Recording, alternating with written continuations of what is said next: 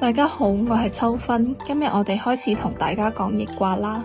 曾仕強教授唔主張我哋背誦64卦，因為易經作為一本人生嘅寶典，就好似新華字典咁，係用嚟備查嘅，否則背錯咗仲麻煩啦。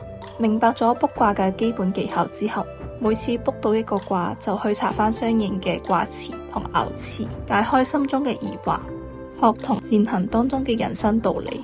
呢樣唔淨係易經俾我哋嘅真正嘅智慧咩？有咗呢啲基礎，我哋就可以一卦一卦咁分析佢到底講緊咩嘢道理。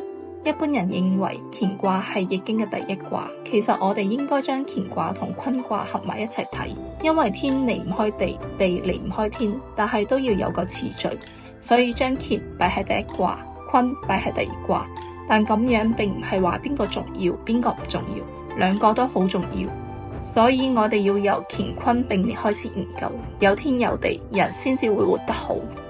伏羲氏一畫開天，代表開天闢地，之後萬物開始出現，而人係萬物之靈。中華民族嘅智慧先人仰觀俯察，由自然推演人士創造咗天地之學易經，闡釋天人合一嘅生存之道，福澤子孫。聖人孔子曾經講過：乾之大始，坤作食物，天地係宇宙嘅基礎。而易經入面嘅乾坤兩卦都係開天闢地嘅兩扇大門。咁喺易經之中，究竟有啲乜嘢玄妙嘅乾坤之學呢？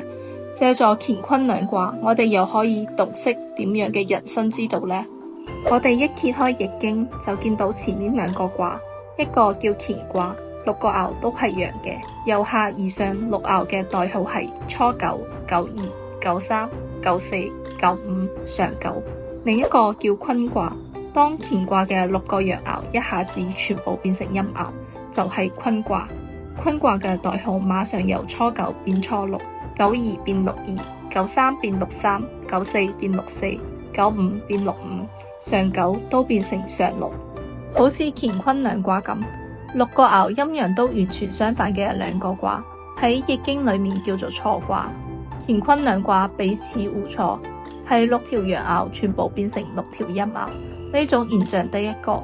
仲有啲卦係有啲陽爻變陰爻，有啲陰爻變陽爻，然後將兩個卦排埋一齊嘅時候，我哋可以睇得出佢哋係相錯嘅。乾坤係同時出現嘅，我哋將呢個叫做開天闢地。有咗天就一定有地，有咗地我哋先睇得到天。